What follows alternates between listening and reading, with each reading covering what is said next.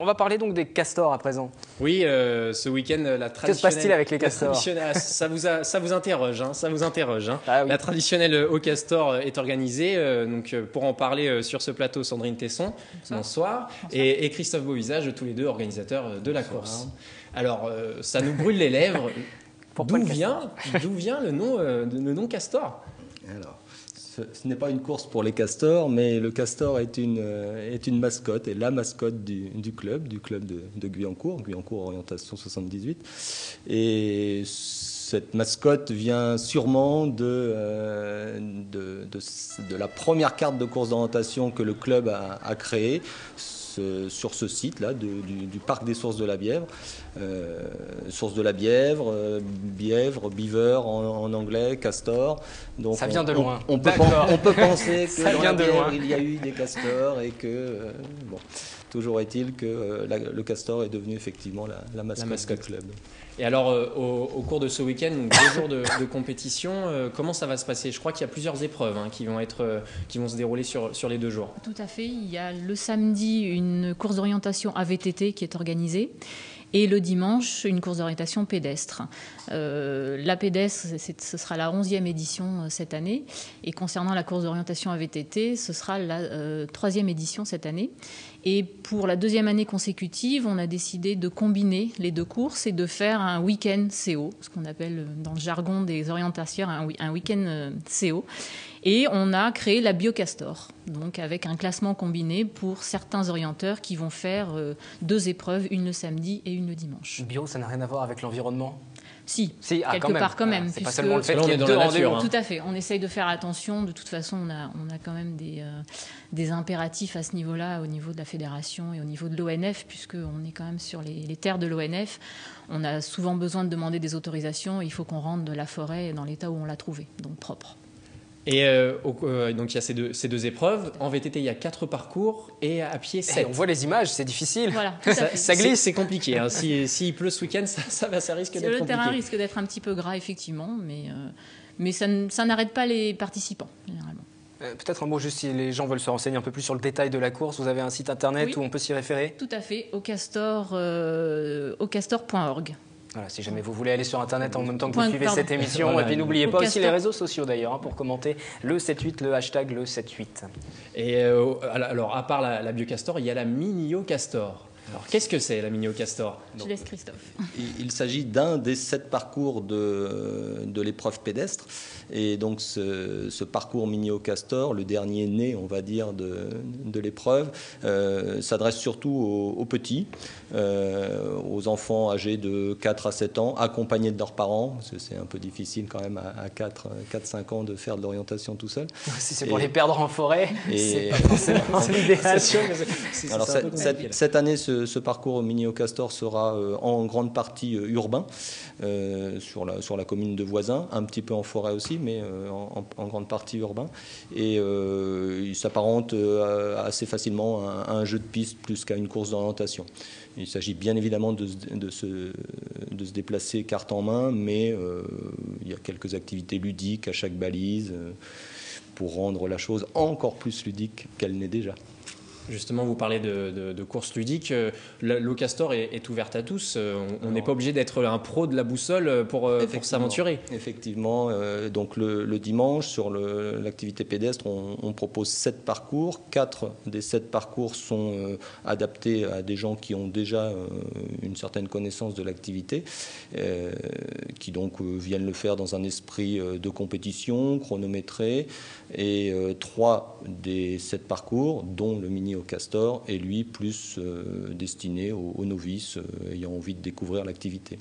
Et pour se mettre dans le bain, je crois que hier, dimanche, vous aviez organisé une petite initiation pour vraiment faire découvrir à ceux qui voulaient s'initier tout de suite. Voilà, tout à fait. On propose au moment de l'inscription sur le site internet, on propose à ceux qui souhaitent faire une initiation, ou en tout cas acquérir un certain nombre de réflexes, de participer à une séance d'initiation qui a eu lieu donc hier, où il y a eu environ 45 personnes qui sont venues prendre les premiers conseils qui ont été donnés.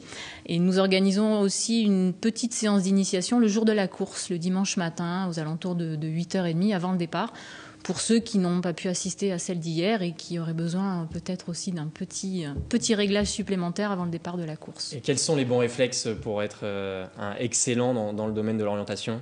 Alors excellent tout de suite, risque de ne pas être évident, mais les bons réflexes, déjà savoir lire une carte et se servir de la boussole en priorité.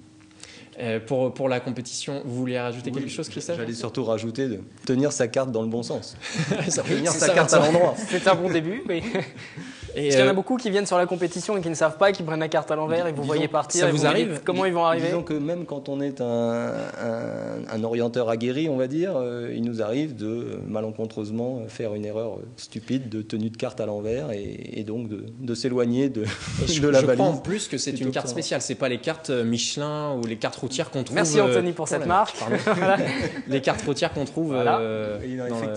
dans le commerce. Effectivement, il s'agit bien d'une carte très très détaillée, beaucoup plus détaillée qu'une carte IGN, sur laquelle est passé un cartographe qui a recensé toutes les dépressions, toutes les buttes, tous les chemins, tous les sentiers, qui a fait aussi des relevés de végétation, donc quelque chose de très très détaillé. Oui. Et il reste encore des places, on peut s'inscrire ? Oui, on peut encore c'est pas fermé ? Non, c'est pas fermé. Il reste un certain nombre de places sur certains circuits. Donc les inscriptions sont encore ouvertes jusqu'au 14 novembre environ. Et actuellement, nous sommes à peu près à 840 inscrits sur la course du dimanche et 230 inscrits sur la course du samedi, la VTT. Ça vous laisse encore le temps d'apprendre à lire une carte, Anthony. Voilà, exactement. Voilà. J'ai encore quelques jours avant de m'initier. Merci beaucoup d'être venu sur le plateau de TV Fil ce soir. Et puis donc, rendez-vous samedi et dimanche pour cette superbe course qui s'annonce. Merci à vous. Merci, bienvenue. Merci à tous les deux. On poursuit cette page sport dans un instant. Deux autres invités. On va parler de judo, rencontre internationale, 20e anniversaire pour les rencontres internationales de trappe, auparavant de l'escrime. Oui, cette semaine, je suis allé à la rencontre de Cédric Nkene et de Jérôme Npajanga. J'essaye de pas écorcher le nom. C'est parfait. Ces noms vous me disent peut-être rien, mais il pourrait bien être la relève de l'escrime française qui a connu un gros fiasco pendant les derniers Jeux Olympiques de Londres. Portrait croisé réalisé avec Valérie Olivo. Ils sont sûrement l'avenir de l'escrime française. À gauche de la piste, Jérôme Npajanga.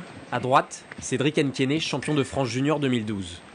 À 19 ans, ils ont choisi deux voies différentes, mais avec une même arme, le fleuret, pour atteindre le haut niveau.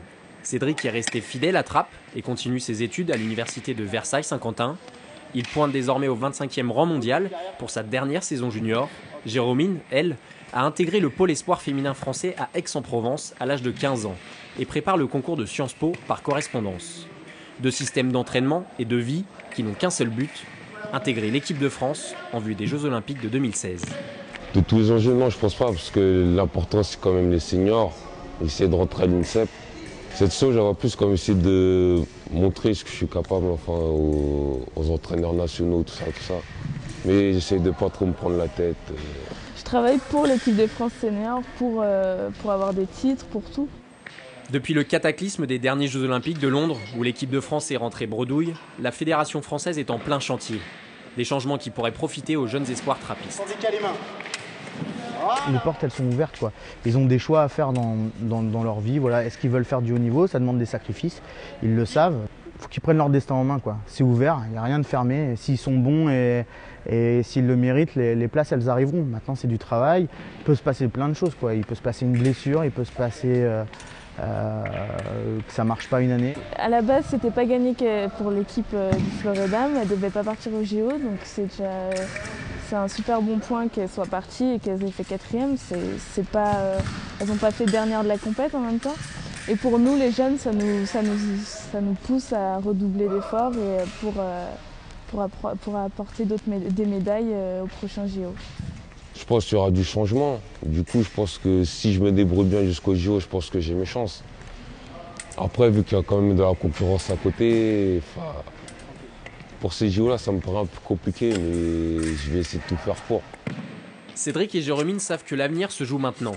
Pour cela, ils s'inspirent des meilleurs tireurs mondiaux en effectuant des stages aux côtés des champions du monde italiens.